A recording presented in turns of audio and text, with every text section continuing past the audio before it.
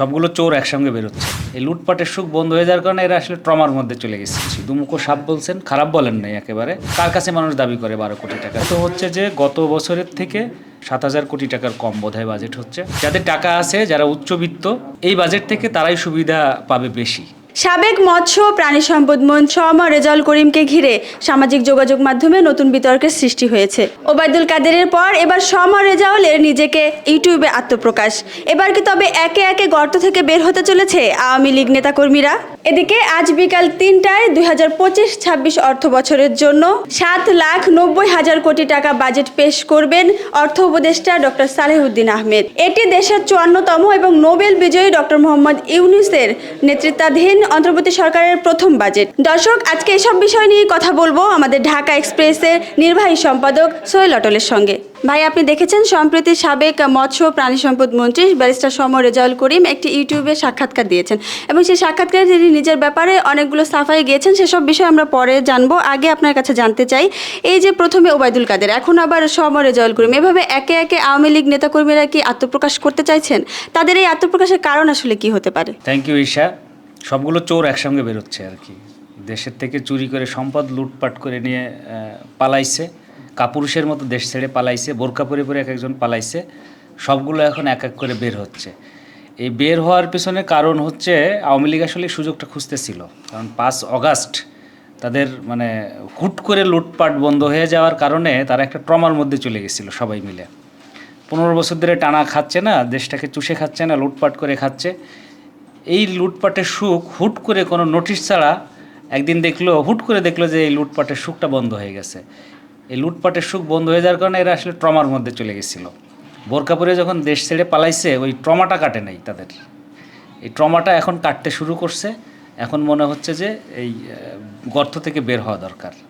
বের হয়ে নিজেদের অস্তিত্বে জানান দিচ্ছে এবং ওই ওবায়দুল কাদের স্টাইলেই মিথ্যাচার, নাটক, বানায় বানায় মিথ্যা গল্প, এগুলো দিয়েই আবার নিজেদের অস্তিত্ব আওয়ামী সুলভ যে গুন্ডামি, যে মিথ্যাচার, সেটাই আবার ওরা বের হয়ে শুরু করে দিছে। ভাই, আপনি দেখেছেন সাক্ষাৎকারে শমা রেজাউল অভিযোগ করেছেন ছাত্রলীগ সভাপতি তরিকুল ইসলাম তাপসের বিরুদ্ধে। তিনি বলেছেন 5 আগস্ট তাকে অপহরণ করেছিলেন এবং 12 কোটি টাকা দাবি করেছিলেন তার কাছে।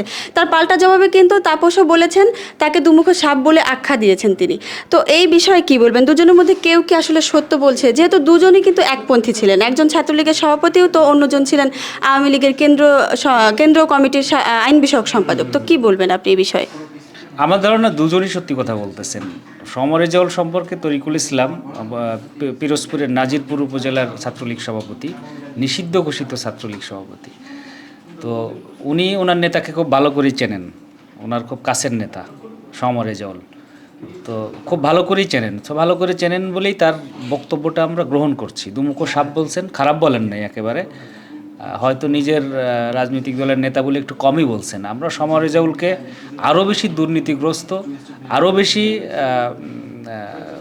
খারাপ মানুষ হিসেবে জানি। উনি যখন প্রতিমন্ত্রী ছিলেন প্রাণী সম্পদের, তখন ওনার লুটপাটের চিত্র আমরা সংবাদ মাধ্যম কর্মীরা কিছুটা জানতে পেরেছি যে উনি কী পরিমাণ লুটপাট করেছে। উনি ওনার দেশের বাইরে ছেলে মেয়েদের পড়াচ্ছে, রাজার হালে পড়াচ্ছে, দেশের বাইরে অস্ট্রেলিয়া, লন্ডনে রেখে পড়াশোনা করিয়েছেন আর কি। এবং পালিয়ে সেখানেই গেছেন উনি, দেশ ছেড়ে বোরকা পরে পালিয়ে ওখানেই গেছেন উনি।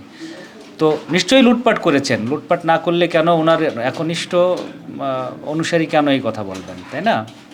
আর 12 কোটি টাকা দাবি করা, কার কাছে মানুষ দাবি করে 12 কোটি টাকা? যখন সে জানতে পারে যে লোকের কাছে শত শত কোটি টাকা আছে, তখনই তো সে 12 কোটি টাকা দাবি করবে, তাই না? কিন্তু হাজার হাজার লাখ লাখ টাকা চাইনি। 12 কোটি তো একটা এটা ছেলে খেলার ব্যাপার না, অনেক টাকা।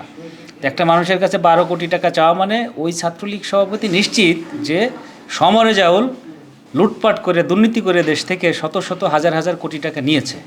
সে কারণেই সে 12 কোটি টাকা চাওয়ার সাহস পেয়েছে। এই যে দুজনের বিরুদ্ধে কাদা ছোড়াছুড়ি করছেন, এই পাল্টাপাল্টি অভিযোগের শেষ আসলে কোথায়? নাকি পুরোটাই পূর্ব পরিকল্পিত বলে মনে হচ্ছে? কাদা ছোড়াছুড়িটা আসলে পূর্ব পরিকল্পিত না। পূর্ব পরিকল্পিতটা হচ্ছে এই যে গর্ত থেকে বের হয়ে আসা একটা নাটক, একটা স্ক্রিপ্ট, সস্তা একটা স্ক্রিপ্ট নিয়ে দেশের মানুষের কাছ থেকে সিম্প্যাথি আদায়ের চেষ্টা। এইটা হচ্ছে পূর্ব পরিকল্পিত, কিন্তু হচ্ছে না, কাজ হবে না। দেশের মানুষ এত পরিমাণ ঘৃণা করে এইসব নেতাদেরকে, এইসব লুটপাটকারীদেরকে, এসব সস্তা নাটকে কাজ হবে না। আর কাদাছড়ি ছোড়াছুড়িটা হচ্ছে, এটা হচ্ছে বাস্তব চিত্র। এরা যে হায়নার মতো দেশটাকে খুবলে খাইছে, কারো একটু বেশি হয়েছে, কারো কম পড়ে গেছে, সেই কাদা ছোড়াছুড়িটাই এখন এদের কথার মাধ্যমে বেরোচ্ছে। আচ্ছা ভাই, এখন একটু বাজেট প্রসঙ্গে আসি। আজকে যে বাজেটটি পেশ করা হয়েছে তাতে করে উচ্চবিত্ত, মধ্যবিত্ত, নিম্নবিত্ত এই তিন শ্রেণীর উপর কী রকম প্রভাব পড়তে পারে বলে মনে করছেন? বাজেট পর্যালোচনা যেটা দেখলাম, যে বাজেট প্রস্তাবনা আজকে পেশ করা হয়েছে, সংসদ তো নেই আমাদের, আজকে সংসদের বাইরে এবছর আমাদের বাজেট হচ্ছে। তো সেখানে আমি যতটুকু বুঝতে পারলাম, বাজেটটা প্রথমত হচ্ছে যে গত বছরের থেকে একটু ছোট হচ্ছে, খুব বেশি ছোট না, 7,000 কোটি টাকার কম বোধহয় বাজেট হচ্ছে। এই বাজেটে যেসব পণ্যের দাম কমানো হচ্ছে বা যেসব পণ্যের দাম কমতে পারে, এই রিপোর্টটা তুমিই করতেছিলে আজকে, আমি দেখলাম, যেসব পণ্যের দাম কমতে পারে সেই দাম কমা পণ্যে আসলে সাধারণ মানুষের উপর কোনো প্রভাব পড়বে না, বরং উচ্চবিত্তদের জন্য সুবিধা রাখা হয়েছে এই বাজেটে। এমন কিছু পণ্যের উপর দাম কমানো হচ্ছে, যাদের টাকা আছে, যারা উচ্চবিত্ত, এই বাজেট থেকে তারাই সুবিধা পাবে বেশি। নিম্নবিত্ত যারা, খেটে খাওয়া মানুষ যারা, সাধারণ মানুষ যারা, তাদের জন্য খুব একটা এখানে বিশেষ সুবিধা হবে বলে আমার মনে হলো না। আমি যেসব পণ্যের দেখলাম যে দাম বাড়তে পারে, কোনগুলো কমতে পারে, তাতে আমার এটাই মনে হচ্ছে। অর্থ উপদেষ্টা বলেছেন 2025-26 অর্থ বছরে যে জাতীয় বাজেট হয়েছে এটি সময়োপযোগী ও বাস্তবসম্মত। এই বিষয়ে আপনার মতামত কি? সময় উপযোগী এবং বাস্তবসম্মত বাজেট, এটা সৃষ্টির শুরু থেকেই এই অর্থমন্ত্রী বা অর্থ উপদেষ্টারা বলে আসতেছেন। এটা উনি নতুন কোনো কথাই বলেন নাই। যে অর্থমন্ত্রী থাকেন, যারা ছিলেন এ পর্যন্ত, তারা যে বাজেট পেশ করেছেন, তারাও খুব কনফিডেন্টলি বলতেন যে খুব সময় উপযোগী এবং বাস্তবসম্মত বাজেট। উনিও তাই বলতেছেন, উনি নতুন কিছুই বলতেছেন না যে আমাদের শুনে খুব খুশি হয়ে যেতে হবে। ভাই, আপনাকে অসংখ্য ধন্যবাদ সময় দেওয়ার জন্য। দর্শক, এই ছিল আজকের সবশেষ গুরুত্বপূর্ণ খবর নিয়ে ঢাকা এক্সপ্রেসের নিউজরুম পর্যালোচনা। আজ তাহলে এখানেই শেষ করছি। পরবর্তীতে আবারও হাজির হব আপনাদের সামনে নতুন কোনো টপিক নিয়ে। ততক্ষণ পর্যন্ত সবাই ভালো থাকবেন, সুস্থ থাকবেন, ঢাকা এক্সপ্রেসের সাথেই থাকবেন।